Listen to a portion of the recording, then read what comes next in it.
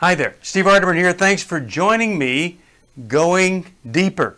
And we're going to go deeper into understanding and loving a person with attention deficit disorder or attention hyperactive disorder.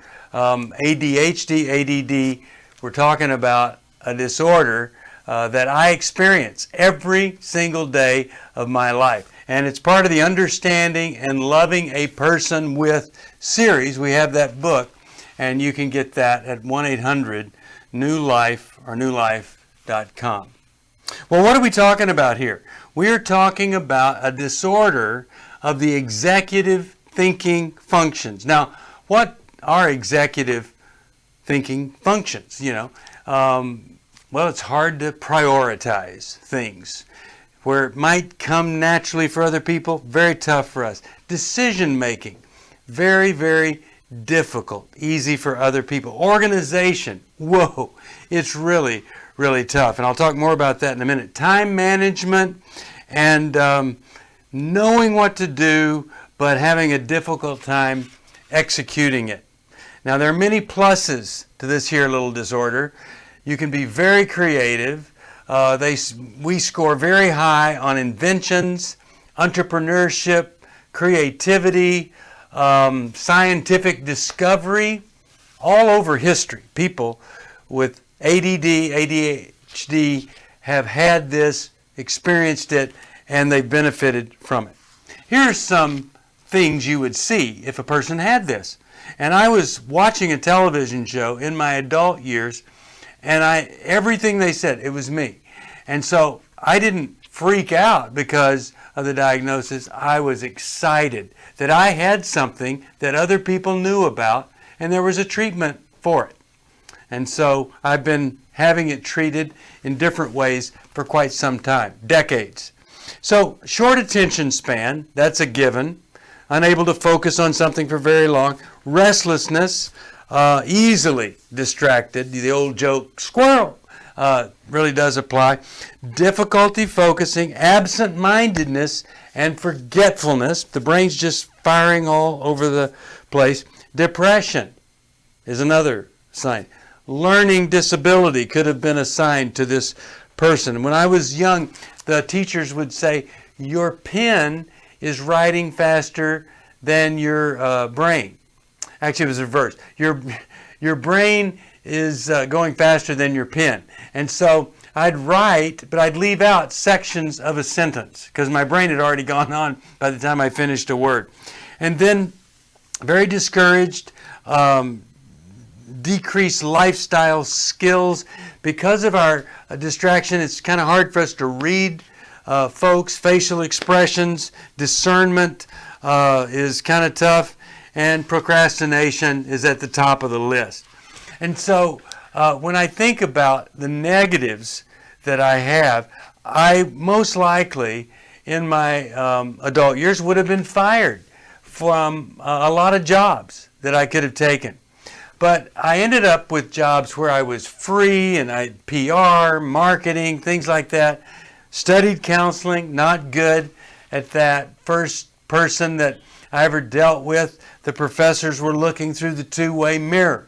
And they said, maybe if she comes back, you should let her talk a little bit. So I was a big failure. Actually, I was the most improved student that semester because I started out so poorly. But that would have been a profession I'd been a disaster at. But I have been an entrepreneur, started several things, and have loved writing books, collaborating on books, and over 120 books have my name on it because I have ADD. So I'm pretty excited about the results, the upside, if you can get to it. Now, just yesterday, I had a phone call from someone who was struggling. They were struggling in this particular area. Their daughter was very bright, brilliant. She could pull all of this research together, but she couldn't write the paper. And she was very discouraged and felt stupid. So I said to him, I've got 4 things that you might want to consider asking her about, encouraging her, And I said I'd be happy to talk to her myself. Number one was, rather than bring all of this information onto a computer and you don't know what to do with it, print it out and then use paper and pen first. So you've got a stack over here. Okay, that's my first point. And then second point, here's the stack. You put it there. Third point, over here. Then you write an outline in ink. Now I know exactly where I'm going, the points I want to make.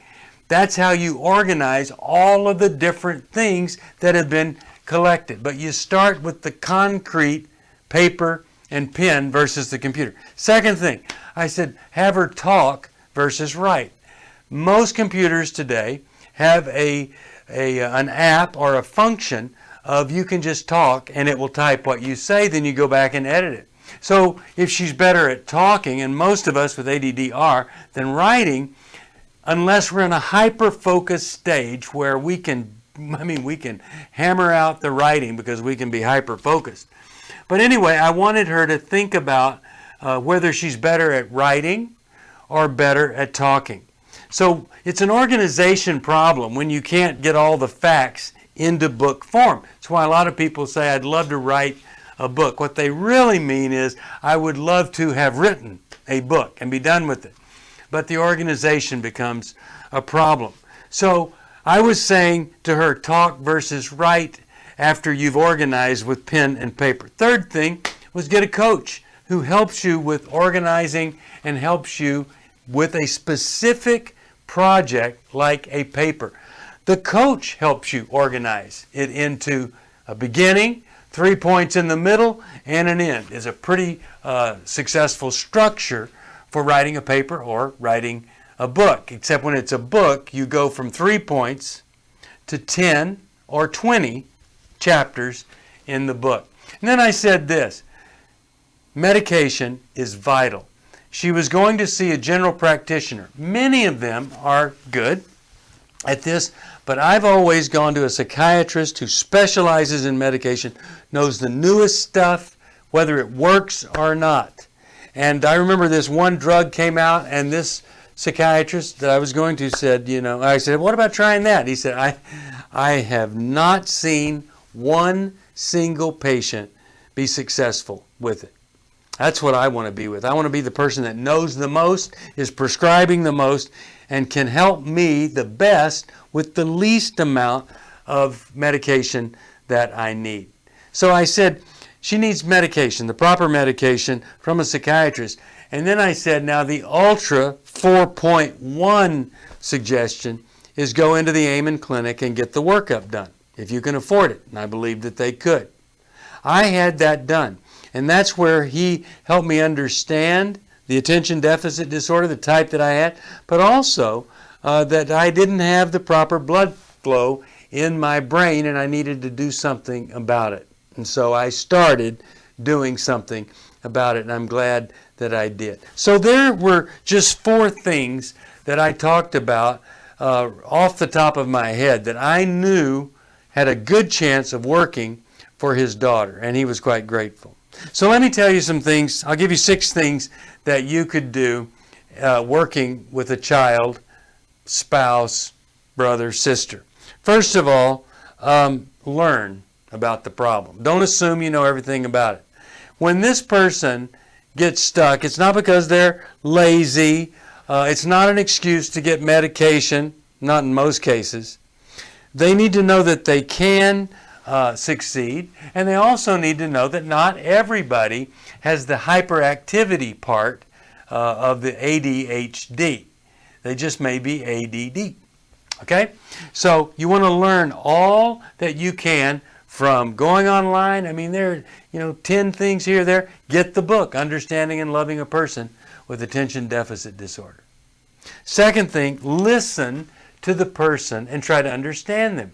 Have them talk about what they're going through when they get stuck, or how they ended up starting this project and not finishing it, and then starting this project and not finishing it, and why did they finally finish the 3rd project when they hadn't finished 1 or 2. So talk to them, understand, listen to what they're saying so that you really become acquainted with what they're going through, and then you can relate to them better.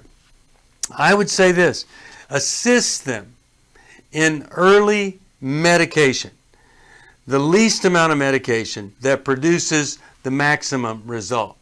Now, when a person has ADD and they take a stimulant like Ritalin, it doesn't put them through the roof, it brings them to normal. And that's what you're looking for. A person that doesn't have ADD, they would take Ritalin, they would be like speed. So it's really important that we have the right medication if medication is needed. Diet, exercise, all of these things need to be looked at, and you need to discover, when I eat these foods, I function poorer. When I eat these foods, I'm functioning better. Now, you want to encourage them with the pluses of this problem. I mentioned it. You can have many interests when you have ADD. You're into a lot of stuff, very creative. The visual arts, dance, are things I didn't mention that people with ADD and ADHD do quite well in. And I just love it that, I wasn't a micromanager in any area, but I would have the idea, and then I would have the people that would help me fulfill that idea. And so it's worked perfectly for me over the years to run something rather than be run. Now, when I was younger, I was a really good number 2 person. I was assistant administrator of a hospital. At one point, I was underneath another guy that was the big senior vice president. I was the vice president. I was a good number 2, but I don't know how long that would last. And I made some mistakes as number 2 because of the ADD that were forgiven, and I'm so grateful that they were. Now, here's the other thing. The more you learn from the internet and books, and then the more you listen and understand the person, less likely you are to judge or criticize. And judgment and criticism don't do anything here. They just make the person feel bad about themselves, and they feel bad enough as it is. So no judgment, no criticism. And then it's really great if you could separate the person from the disorder. So you're not criticizing and judging because you're just seeing the problem, not the person. And then you want to be engaging in that person's recovery, or in the treatment, or in their life, or the task. You want to get involved, if they'll let you, in the solution. So maybe they don't need a coach because you're the parent, and you could say, well, honey, come over here and let's see if we can print all this stuff out, and let's put it in piles.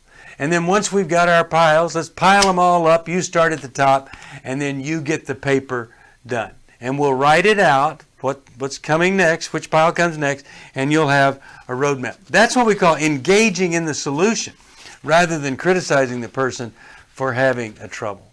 Now, I got to tell you, I didn't understand what I had, and I made many mistakes that could have been avoided if we had been aware that this is the problem I had, and here was the treatment that I needed. Oh my goodness, I have to forgive myself for things I did because it was part of this dilemma, condition, or disorder. Now, if you need some help, you call us at 1-800-NEW-LIFE, and you can get the book, Understanding and Loving a Person with ADD or ADHD. I am so thankful that you join me. I hope you feel like we've gone deeper into ADD, ADHD, and that it would help you and help somebody you love. See you next time, and thanks for joining me.